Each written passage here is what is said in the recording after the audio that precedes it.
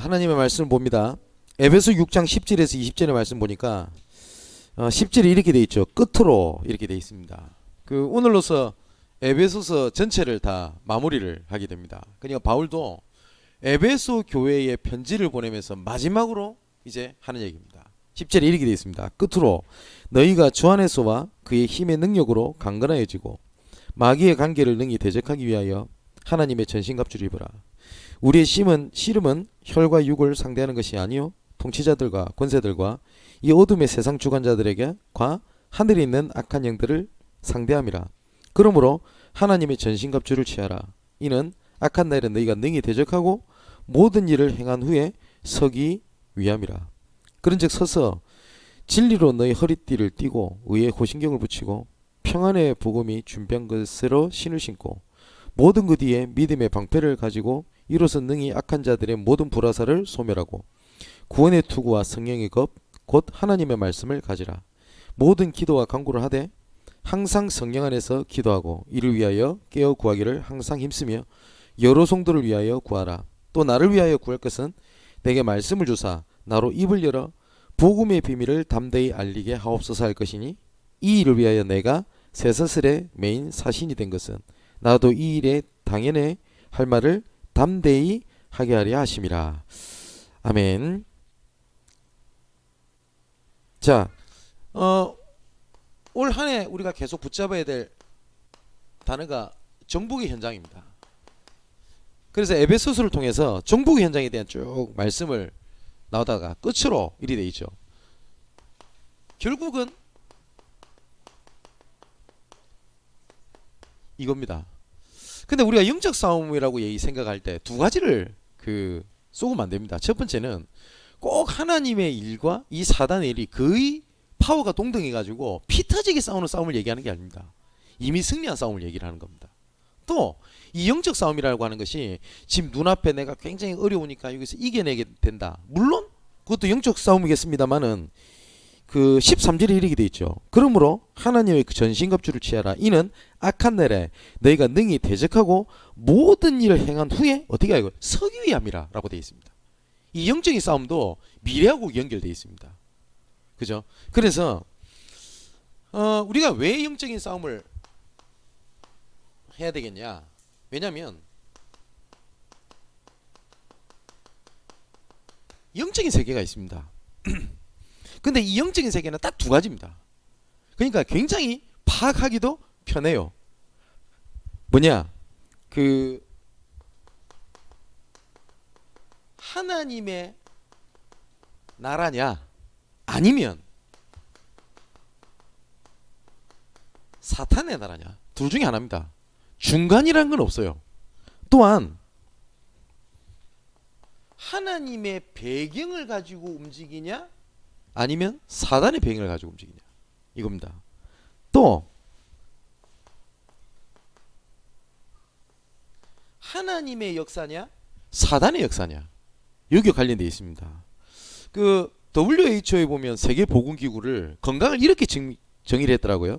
건강이란 질병이 없거나 허약하지 않을 뿐 아니라, 그러니까 안 아프다가 아니라 건강이 육체적, 정신적, 사회적 및 영적인 안녕이 역동적이며 완전한 상태이다 라고 되어 있어요.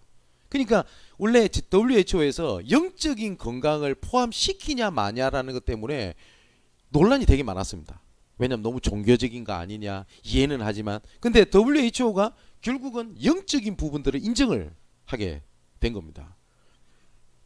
현장에 가보면 이 영적인 세계가 아니면 이해 안 되는 것들이 굉장히 많습니다. 특히 질병만 예를 들어도요, 예전에 질병이 환경을 통해서 온다, 그것도 맞습니다. 근데 전혀 그렇지 않는 환경에 따로 있음에도 불구하고 영적인 질병이 대물림이라는 게 있거든요. 그죠? 그리고 오전에 말씀드렸던 것처럼 이 상처가 왜 대물림이 됩니까? 그잖아요. 이거를 막으려도 막을 수가 없거든요. 이거를 불교에서는 뭐라고 표현하면 업보라고 표현을 하더라고요. 업보. 근데 성경에는 영적인 대물림에 대한 얘기를 합니다. 이 영적인 세계입니다. 그렇기 때문에 결국은 이 영적인 어떤 흐름, 어떤 자리에 있느냐에 따라서 만일에 내가 아무리 열심히 해도 실패할 수밖에 없는 자리, 실패할 수밖에 없는 흐름 속에 있다면 어떡하겠습니까? 그죠? 반대로 내가 아무리 지금 안 되더라도 승리할 수밖에 없는 자리, 승리할 수밖에 없는 흐름 속에 있으면 어떻게 되겠습니까? 그래서 지금 된다 안 된다가 중요한 게 아니라 이 영적인 세계의 흐름을 바꾸는 겁니다. 그래서 구원은 뭐냐? 사망에서 생명으로 옮겼느니라. 불신자 표현을 하면 운명에서 빠져나오는 겁니다. 노예에서 빠져나오는 거고, 속국에서 빠져나오는 거고, 그리고 포로에서 빠져나오는 겁니다. 근데 하나님께서 이것을 빠져나오는 길을 하나님께서 다른 걸 두시지 않았어요. 그래서 하나님께서 그리스도를 보내시기 약속한 겁니다. 구약에. 그래서 구약은 오실 그리스도에 대한 흐름, 그리고 신약에는 오신 그리스도에 대한 흐름 속에 있는 자들을 통하여 하나님께서 하나님의 계획 일을 이끌어 가셨다. 그게 하나님의 방법입니다. 세상적으로 볼 때 정말 말도 안 되는 얘기들이 되게 많습니다. 노예에 빠져 있는데 그러면 애국 왕을 쿠데타를 해가지고 정권을 무너뜨려 버리고 아니면 군사력을 키워야지, 이 이스라엘 백성들이 해방 나오는 길을 하나님께서 딱 한 길을 주셨습니다. 희생제사를 드리도록 해라. 그러니까 우리가 봤을 때는 뭐 왜 노예에 빠졌냐, 속국에 빠졌냐, 여러 가지 원인이 있겠죠. 내가 뭐 실수를 했다, 선택을 잘못했다, 아니면 옆에 있는 이상한 인간을 만났다, 다 이 말이 있을 수 있습니다.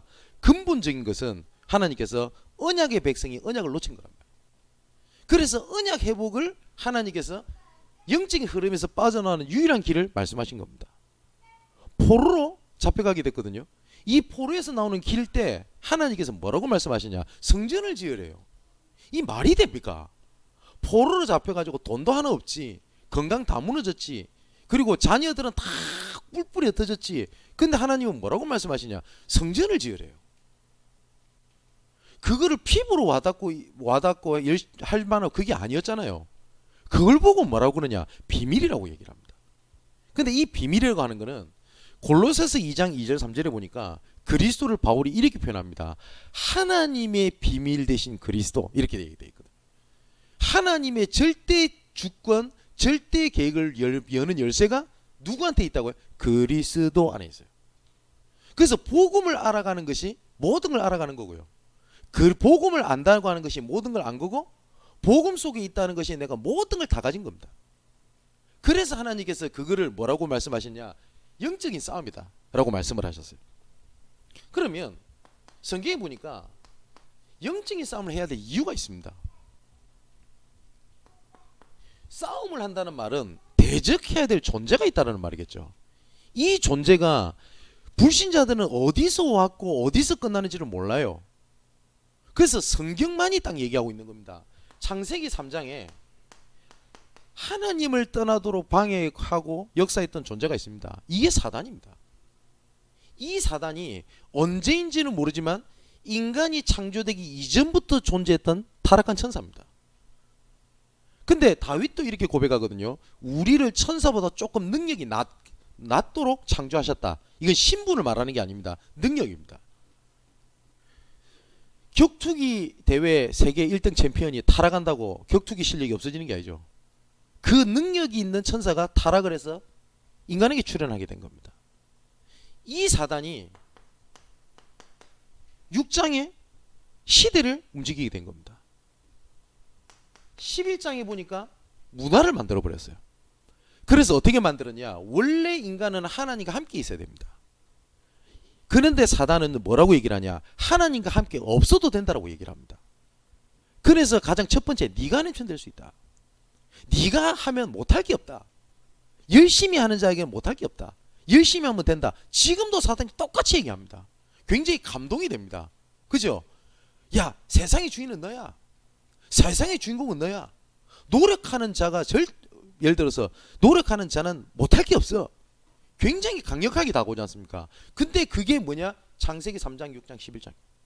한때 대한민국 교회, 전 세계 교회를 강타했던 사상이 있습니다. 적극적 사고입니다. 이것이 교회를 강탈을 해가지고 복음인 것처럼 얘기하기 시작했어요. 자, 하나님의 자녀가 못할 게 어딨냐? 하면 된다. 믿음 가지라 라고 얘기를 합니다. 그 믿음입니까? 아니면 내 생각이고 내 관념이고 그겁니까? 이게 한국교회를 완전히 강탈해 버렸어요.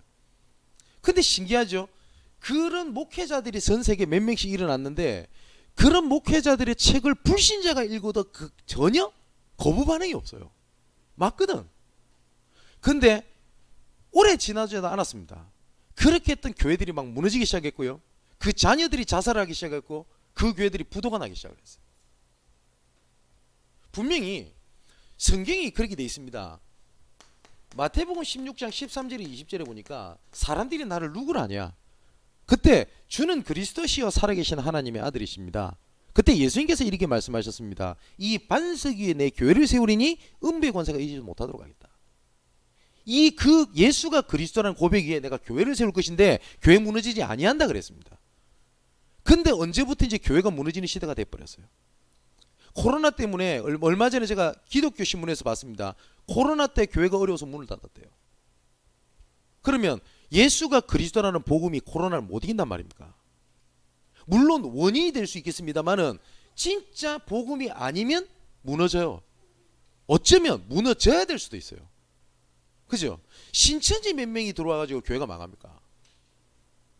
아니잖아요. 뭐 우리 장로님들이 막 불신앙을 해가지고 교회가 무너진다. 글쎄요. 올바르게 복음이 선포되고 붙잡고 있으면 교회 내에 99%가 불신앙을 해도 올바르게 복음 말하는 그 1% 때문에 그 교회는 삽니다. 맞지요? 그런데 이 사단이 눈에 보이지 않게 장악을 해가지고 있는 겁니다.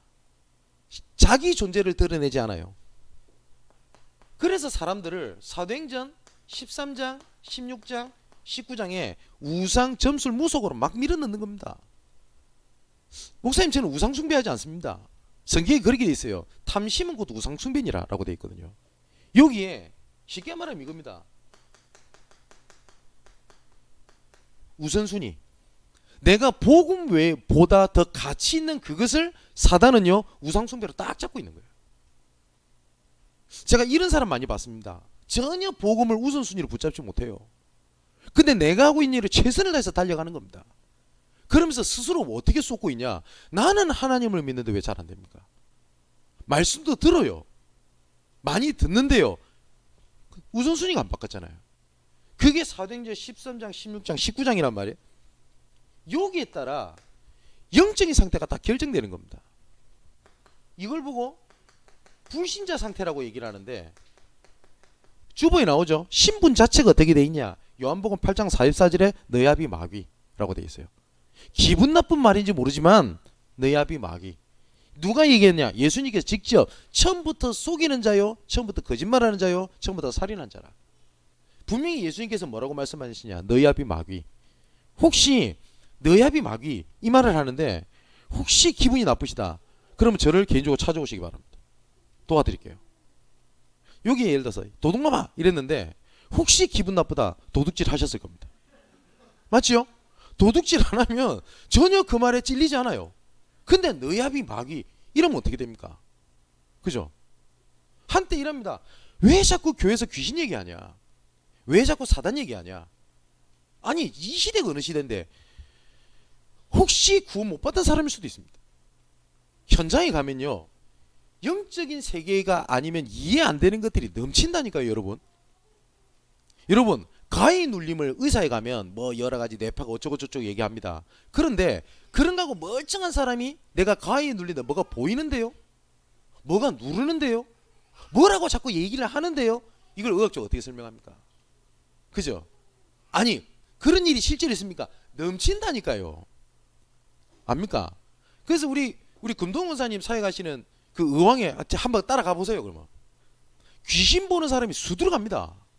거기에 저번에 한번 말씀 안 들었습니까? 제가 그때 직접 가서 복음 전하러 갔는데 어떤 할아버지라 이분이 안수진사님 출신이요. 그렇게 자기 문제 해결하려고 노력하고 시험도 치고 공부도 열심히 하고 성경도 열심히 본 겁니다. 근데 이분은요 귀신을 봐요. 뭐가 들려요. 그걸 옆에서 보고 있는 와이프는 어떻게 했습니까? 에이 할아버지가 수준 낮겠지. 아니요 그 할아버지가 육군 사관학교 출신이시랍니다. 그 시대 육군사관이라면 초엘리트입니다. 그죠? 근데 그분을 어떤 누구도 해결하지 못해요.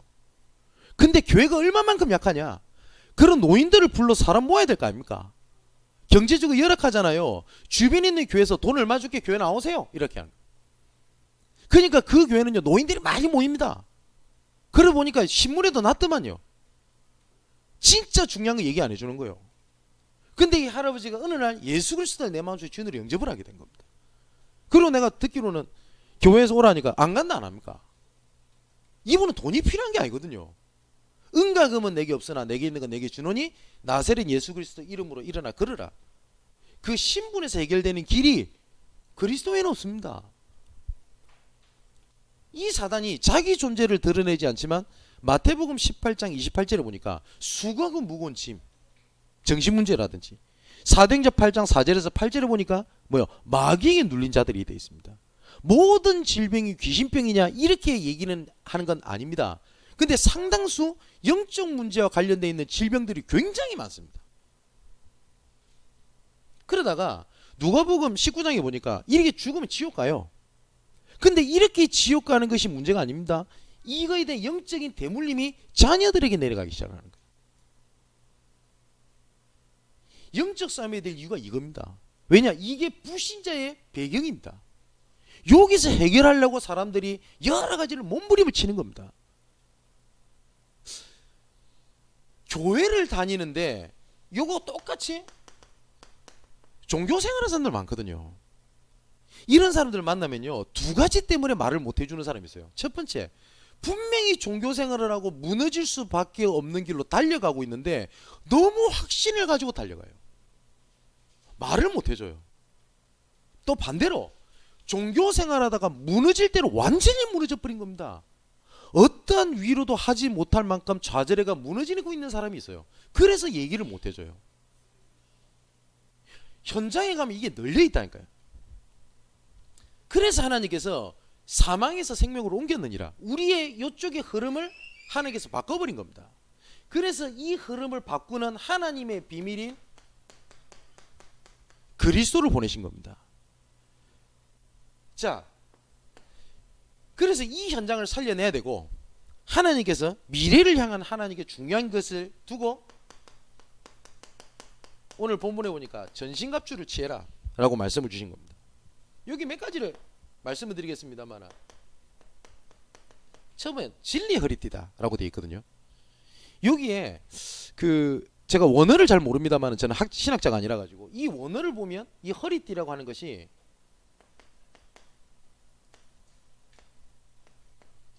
싱글 포커스라는 뜻이래요. 하나의 초점 이란 뜻입니다. 이 진리라고 하는 것이 눈이 하나라는 말이거든요. 그래서 이걸 제가 몇 번 설명드렸잖아요.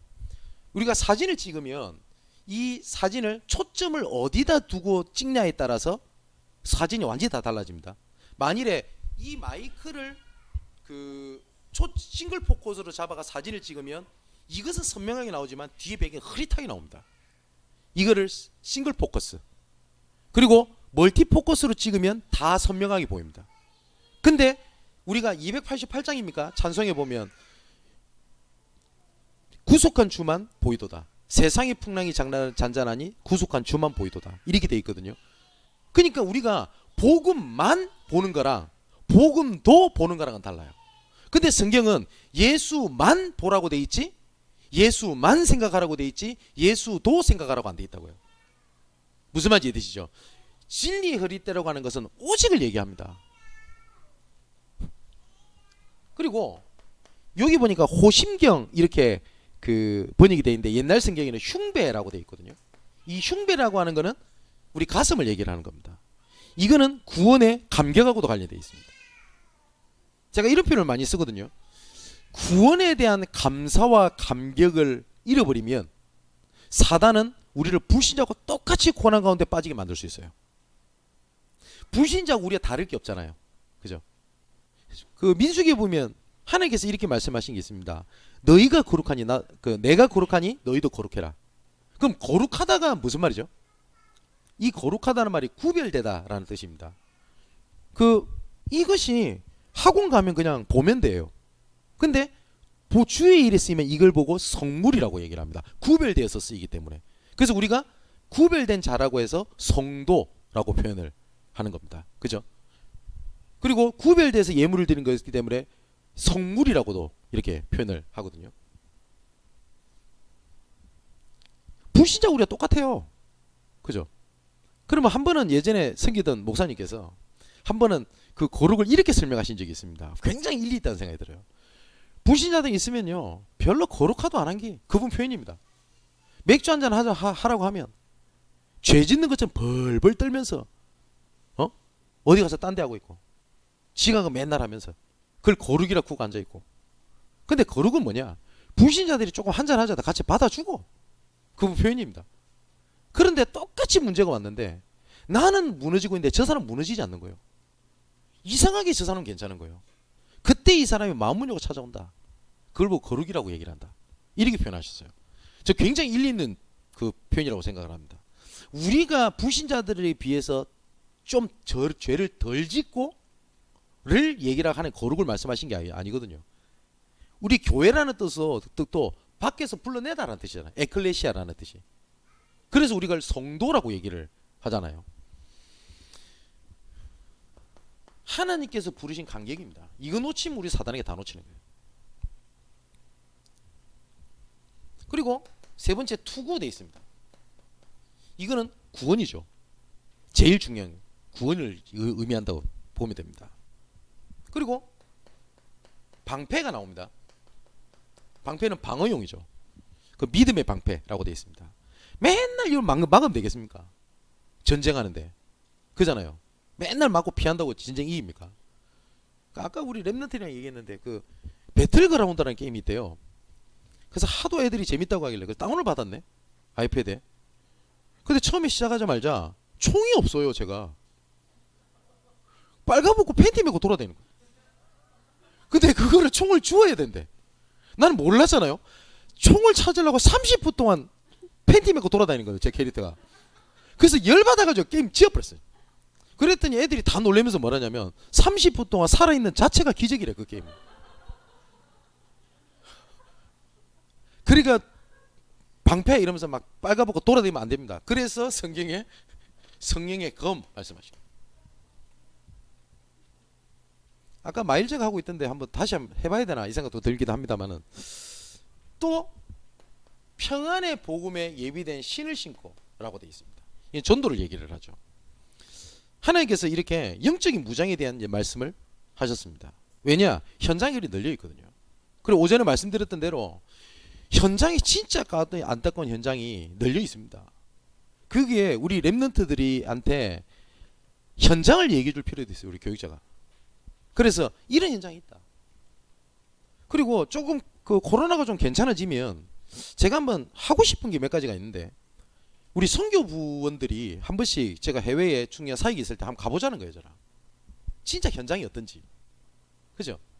그리고 랩런트들도 시간 되면 좀 기도 제목을 줘가지고 필요할 때 회원장 갈 때 저랑 따라가자는 거예요. 우르르 몰려가서 할 필요 없겠습니다. 한두 명씩. 그럼 쟤랑 가면은 뭐 숙식은 뭐 문제 없을 거 아닙니까? 그리고 뭐 교통 문제 없을 거 아닙니까? 제가 데리고 다닐 거니까. 제가 좀 귀찮아서 그렇지 필요하거든요. 현장 보여주라는 거예요. 랩런트 대회도 데리고 가라는 거예요. 왜냐하면 랩런트 대회 가가지고 볼 수 있는 것 중에 여러 가지가 있겠지만 전 세계 랩런트 이렇게 일어나고 있구나. 이런 랩런트가 있구나. 그거다 눈을 열어주는 작업도 굉장히 필요해요. 그리고 어제는 말씀드렸던 것처럼 우리 후대를 위해서 우리가 하나님의 전신갑주를 입고 강해야 될 이유도 있습니다. 그죠? 자, 이제 마지막 결론입니다.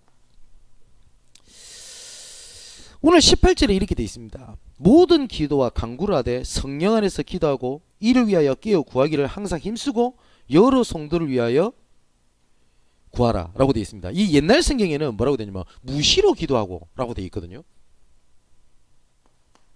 조금 영적으로 소통하는 나만의 비밀을 좀 갖고 계셔야 됩니다. 성경에 복음 다음으로 기도를 많이 말씀하신 게 기도거든요.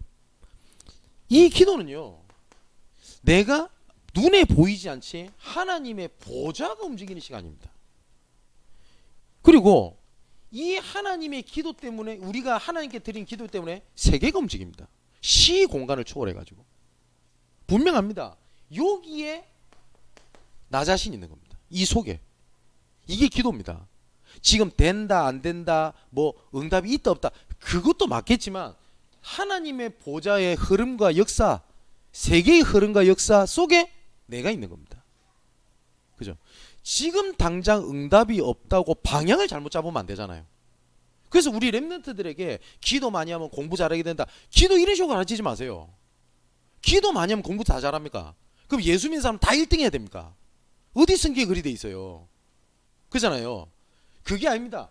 진짜 기도 속에 하나님께서 함께 하시는 것이 무엇인지를 보게 해주는 겁니다. 어쩌면 이게 설교 시간에는 하기 어려워요. 그래서 미션홈이라든지 아니면 교사분들이라든지 필요하면 우리 중직자분들이, 내가 교사가 아니라도 상관없습니다, 렘넌트를 부르는 거예요. 그죠? 우선은 애들이 배가 차면 마음은 엽니다. 그때 내가 하나님이 나와 함께 계신 얘기를 해주는 거예요. 애들이 별로 감동이 없다? 상관이 없어요. 그런데 하나님과 함께하는 것들을 보고 들었을 때 그게 렘넌트들에게 남아요.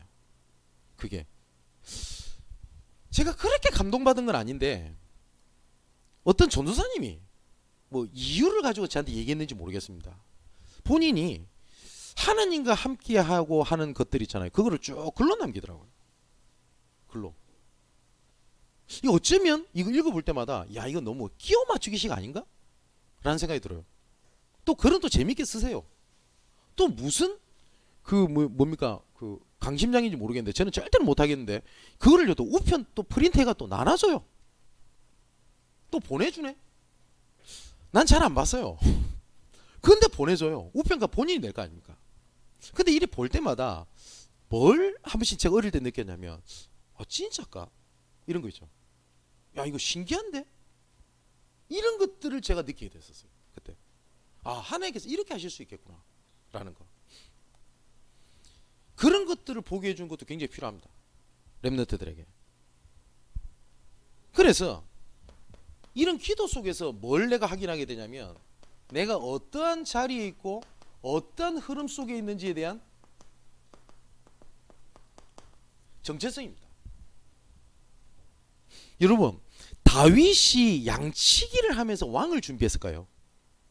다윗이 양치기를 하면서 왕을 얼만큼 준비할 수 있을까요? 딱 현실적으로 생각해 봅시다. 양치기를 하면서 군사훈련을 이렇게 시키면 되겠다? 그런 걸 배웠던 게 아니죠. 근데 다윗은 양치기를 하면서 배운 게 뭐냐? 목자와 양입니다. 양사입니다. 그걸 통해서 뭘 배웠냐? 하나님과 나를 배운 겁니다. 그 속에서 왕이 있으면서도 통치자 대신 내 주인 대신 왕 대신 그리스도 하나님을 고백한 겁니다. 그래서 여호와는 나의 목자시니 내게 부족함이 없으리로다. 모든 양치는 사람들 중에 하나님을 믿는 사람이 다윗밖에 없었을까요? 분명히 있었을 겁니다. 그죠? 그런데 우리가 이런 생각이 들 수 있잖아요. 나는 전문성 이걸 갖고 하려고 하는데 학원도 못 가고 내 현실도 그래서 내가 어떻게 준비하란 말입니까? 눈이 접은 거예요. 다윗이 얼마만큼 왕을 준비했을까요? 양치기를 하면서. 그렇게 준비할 거 별로 없었을 겁니다. 현실. 하지만 하나님께서는 분명히 그 흐름 속에서 그걸 보게 하신 거예요. 그죠? 다윗은 죽는 그 순간까지 자기가 왕이 아니었습니다. 모든 신하들을 다윗을 왕으로 섬겼지만 다윗은 여호와 하나님을 왕으로 섬겼습니다. 그래서 끝까지 나단 선지자라든지 선지자들의 얘기를 들었어요. 그죠? 그걸 언제 배운 거냐? 양치기 때 배운 겁니다. 그래서 우리가 오직을 찾는다고 하는 것이 어떤 어마어마한 일들이 벌어지는 게 아닙니다. 예를 들어서 다른 사람은 안 된다는 곳에 나는 오직을 볼 수 있어요. 그죠? 어떤 사람은 실패 속에서 오직을 찾는데 어떤 사람은 실패 속에서 좌절을 찾습니다. 하나님께서 응답에 가시는 흐름 속에 있지 못하면요 모든 순간에 문제를 보지 오직을 찾지를 못해요. 그래서 복음을 누린다고 하는 거는 내 지금 현실이 잘 된다는 게 아닙니다. 그래서 하나님과 거래를 합니다. 하나님 요거 잘 되게 해주시면 내가 헌금 요렇게 하고 내가 어떻게 하겠습니다. 하나님과 거래하지 마십시오. 하나님 우리 거래 대상이 아니에요. 뭘 찾는 거냐? 오직을 찾는 겁니다. 뭐냐? 하나님께서 나를 정복의 자리, 정복의 흐름 속에서 나를 이끌어 가신다 라는 믿음 속에 있고, 이게 사실이 맞다면 내 현실 속에 오직을 찾는 겁니다. 그러면 여기서 뭘 보게 되냐? 아, 이래서 하나님이 나를 불렀구나. 유일성이 보여요. 그때. 그래서 현장의 흐름을 바꾸는 응답이 일어나게 됩니다. 그걸 보고 재창조라고 얘기를 합니다. 아까 다윗 말씀을 드렸죠. 다윗이 얼마만큼 준비했을까요? 물론 뭐 다윗이 뭐 환상을 뭐 봤겠다 뭐 이렇게 얘기하는 사람도 있습니다만은 그건 자기 뇌피셜이고 성경에 그렇게 돼 있지 않아요. 근데 분명한 거는 10편 78편 70절 72절에 마음의 성실함과 선의 공경함으로 다윗을 이끌어 가신 것만은 사실입니다. 다윗이 목동으로 있으면서 이걸 본 거예요. 이제는 이거를 후대에게 전달해야 되겠고 현장에 깔아야 됩니다. 이걸 보고 시스템이라고 얘기를 해요. 자, 그리고 또 21절에 보니까 이렇게 돼 있죠. 나의 사정 곧 내가 무엇을 하든지 너희에게 알리려 하노니 라고 돼 있거든요. 이 일을 전달하는 일을 우리 다락방에 두기고라고 얘기를 하거든요. 좀 사정을 전달하는 겁니다. 좀 사역자분들이 조금 해주셔야 될 것이 뭐냐면, 이제 교회가 조직이 세워지게 되고 우리 부목사님도 계시고 이제 담당자들 있잖아요. 쟤를 어떻게 좀 도와주셔야 되냐면 전체를 객관적으로 볼 수 있는 이 사정을 전달해 주셔야 돼요. 무슨 말인지 이해되시죠? 근데 꼭 보면 여기에 보면 객관성이 없이 주관성을 갖고 전달하는 사람 꼭 있습니다. 자기 감정 넣어가지고. 그죠? 그렇게 되면 굉장히 많은 부분을 놓칩니다. 그러면 제가 교회에서 해야 될 직분에 맡은 것 중에 하나님께서 주시는 말씀을 전달을 해야 돼요. 그죠? 그런데 객관성 없는 이런 것들이 계속 들어오면 됩니까? 제가 해외 캠프라는 데 섬기다 보면 그 뭐 저랑 같이 일하는 사람 중에 꼭 보면 주관적인 사람이 있어요. 뭐 주관성도 있어야 되겠습니다만 객관성이라는 게 전혀 없어. 자기 느낌, 자기 마음대로 막 보고를 합니다. 어느 날 내가 이게 거짓말인 걸 알았어요. 그래서 어느 정도까지 생각했냐? 안 듣습니다. 직접 가서 봐요. 가서 보면 100% 아니야. 만일에 그렇게 듣고 제가 사역을 준비해서 그렇게 가면 열심히 한다고 하는데 이거 다 놓쳐버립니다. 그죠? 그 부분을 도와주셔야 돼요. 그 부분을. 그리고 사정을 전달하고 한다고 하는 거는 우리 교회 전체가 말씀의 흐름이 어떻게 전달되고 가는지를 전달해주는 역할도 꼭 하셔야 돼요. 자칫 잘못하면 교회 내에 빈 곳, 방치된 곳이 있을 수 있어요. 지금 주신 오늘 말씀처럼 오늘의 말씀을 예를 들면 정복의 현장의 미래란 말이에요. 그러면 이 말씀이 어떻게 중직자에게, 그리고 여전도회에, 그리고 남성교회에, 새가족들에게, 렘넌트들에게, 태영에 이르기까지 이게 그 현 상황에 맞는 흐름이 딱 전달되도록 해주는 거예요. 이 말씀은 꼭 말씀을 정리를 잘해줘라 라는 얘기를 하는 것이 절대 아닙니다. 이 부분을 정확하게 완벽하게 전하려고 할 필요도 없습니다.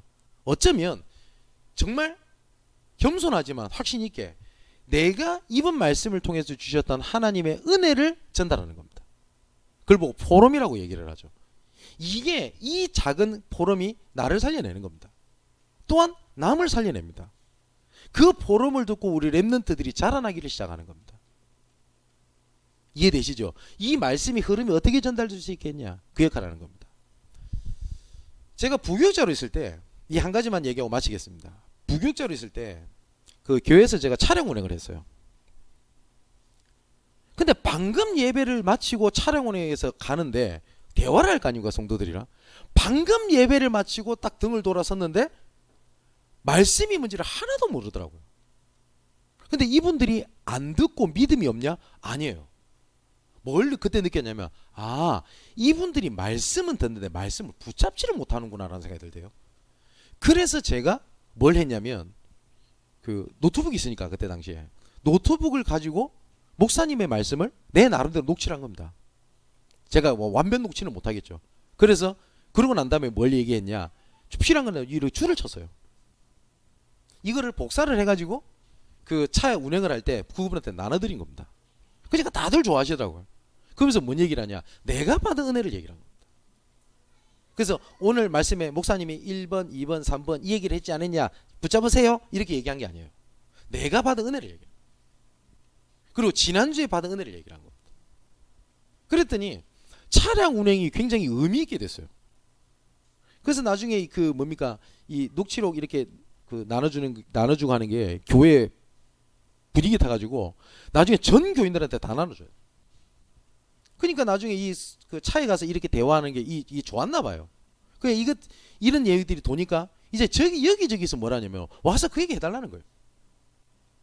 그렇게 해서 지역을 들어갔는데 그게 전부 다 지교가 된 거예요. 그리고 그 지금도 저 그때 하나님 주신 은혜의 흐름을 제가 잊지를 못하겠어요. 뭔 제가 지교회를 들어가야 되겠다, 아니면 이분이 어떤 분이다, 이런 개념이 없었잖아요. 제가 신학교 시절인데 그때 하나님이 그때 문을 여시는 거 보고 야, 흐름이란 그리 중요하구나. 근데 이게 눈에 보이지 않습니다. 우리 강단 메시지가 어떻게 전달되고 있다, 눈에 치수로 보입니까? 눈에 보이지 않는 시스템이지만 어쩌면 눈에 보이는 시스템보다 앞서가는 일이 되는 겁니다. 그러면 이 역할에서 내가 좀 뭘 하겠냐, 이것만 고민해도 할 것들이 굉장히 많아집니다. 그죠? 근데 지금 할 수 있는 것들이 되게 많거든요. 저에게는 녹화도 되죠, 생중계도 되지, 녹취록도 나옵니다, 음성도 나누죠. 이걸 어떻게 활용하냐가 중요합니다. 전혀 말씀드릴 힘 없는 사람에게 그 물론 유튜브 링크 던져주면서 들어봐 이래 뭐 들으면 다행이죠. 근데 그것보다 내가 받은 은혜를 전달해 주는 거예요. 그래서 혹시 내가 이번 주에 강단 말씀에 혹은 유 목사님 메시지에 은혜 받은 거 카톡에 올리는 거, 그 누구든지 올리셔도 됩니다. 오히려 저는 그게 감사합니다. 이분은 이번 말씀 이렇게 응답을 잡았구나. 그죠? 이런 것들이 다 사정의 소통이 딱 되는 겁니다. 그럼 그 다음에 하나님께서 말씀 주시게 돼 있거든요. 그죠? 은혜는 나누는 겁니다. 그죠? 은혜는 나눠야지 진짜입니다. 그런 영적 싸움을 시작하게 되시기를 주님의 이름으로 축원을 드립니다. 기도하겠습니다. 나의 하나님, 올바른 하나님의 것에 집중하며 사단의 세력을 무너뜨리는 올바른 영적 싸움을 시작하게 하여 주시옵소서. 우리 생각과 마음이 하나님과 통하고 하나님께서 이루실 세계의 복음화의 일이 나와 통하는 올바른 기도의 소통의 비밀을 가지고 렘넌트들에게 사정을 전달하며 말씀의 흐름을 전달하여 흑암 권세를 무너뜨리는 주역으로 쓰임받게 하여 주시옵소서. 오전에 주신 말씀처럼 하나님께서 나를 정복의 현장의 자리로 불러주셨사오니 후대를 살리며 산업을 살리는 응답으로 함께하여 주옵소서. 살아계신 예수 그리스도 이름으로 기도하옵나이다. 아멘.